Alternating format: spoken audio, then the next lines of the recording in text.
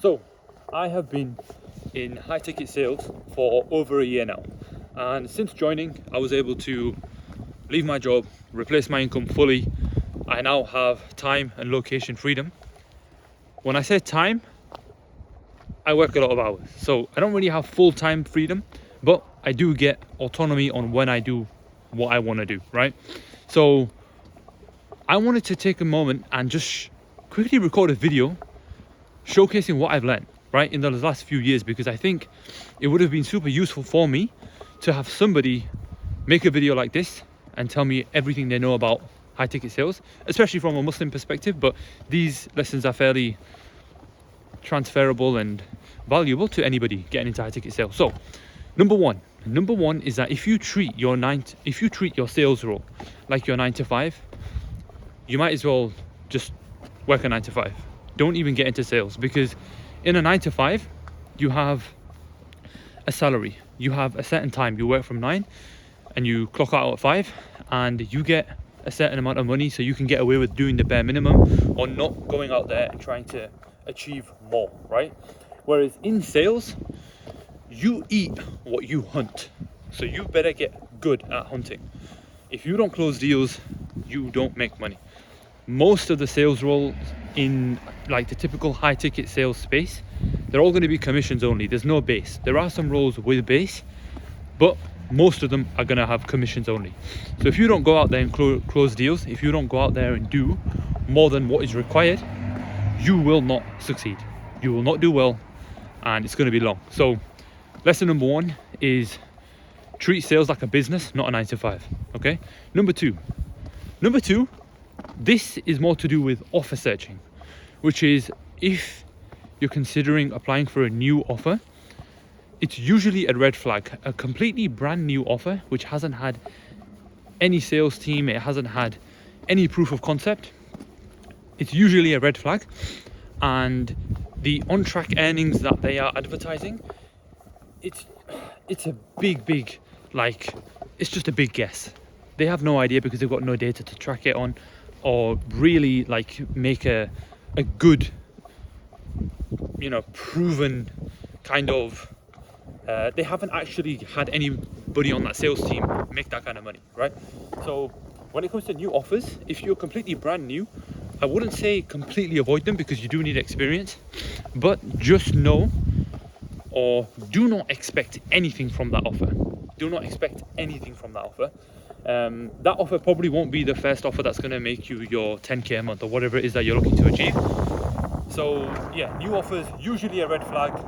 Sometimes they can do well, but I would just not expect anything from them. Okay, if you're new into high ticket sales, get on anything you can just to get some reps in and get experience. Just don't expect anything. That was lesson number 2.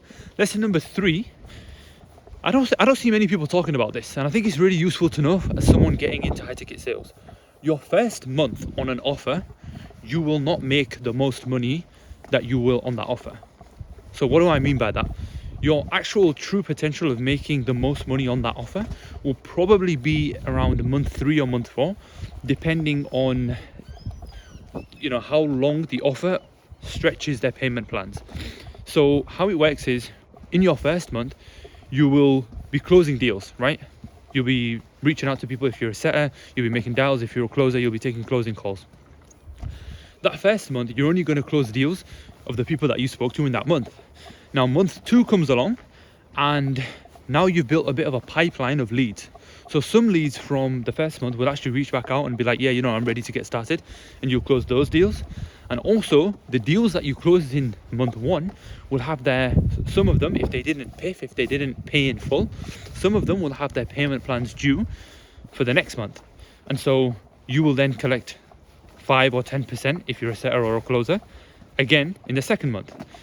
And most offers, they're probably going to stretch their payment plans by 3, 4, some of them do it a bit more than that, but maximum 3, 4 usually. So the most money that you're probably going to make on an offer is probably around month 3 or month 4, and that's where you can see the true potential of that offer.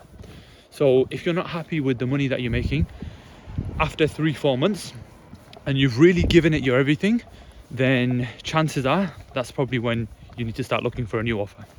So lesson number 3, is that your first month is not going to show you the true potential of what you can earn on that offer. It's probably around the third or fourth month.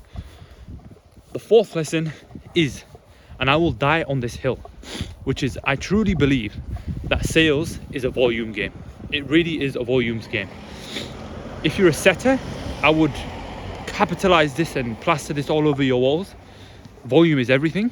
And if you're a closer, volume still matters. It's more skill though, right? So it's more skill based, but volume still matters. I think Hormozy talked about this, and in every single offer that he's run, his top closer was always the one who had his calendar open more than everybody else, which means he was taking more calls than everybody else. And if you're a setter, the more dials you can do, the more people you can speak to, the more you're going to set, the more chance there is of them actually closing. So sales is a volumes game. If you can outwork everybody, you will get rewarded for it. So those were 4 lessons that I've learned being in high ticket sales for over a year. Hopefully that was helpful, and if it was, drop a like, drop a comment, let me know what you guys want me to make videos about, and yeah, stick around. Assalamu alaikum.